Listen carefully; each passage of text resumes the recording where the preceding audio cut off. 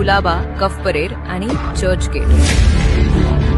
दक्षिण मुंबईच्या या पॉश भागात गेल्या काही वर्षात एक मोठा बदल दिसतोय. रस्त्यावरील 70 ते 80% खाद्यपदार्थ विक्रेते आता एका विशिष्ट समुदायाचे आहेत.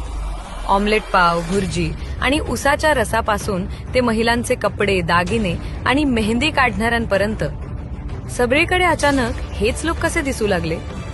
इतक्या मोठ्या संख्येने हे लोक आले कुठून आणि यांना वसवले कोणी?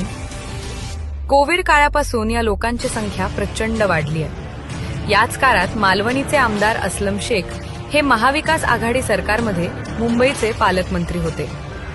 घुसखोरी, गुन्हेगारी आणि अंमली पदार्थांच्या विक्रीसाठी कुप्रसिद्ध झालेल्या मालवणीचा पॅटर्न आता दक्षिण मुंबईतही रुजवला जात आहे.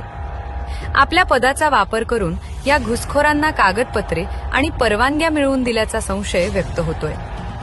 हे केवळ व्यवसायाचं अतिक्रमण नाही, तर मुंबईला वेढण्याचं एक मोठं षडयंत्र आहे. मराठी माणसाला हे षडयंत्र वेळेत समजेल काय? जागृत व्हा, अन्यथा उशीर होईल.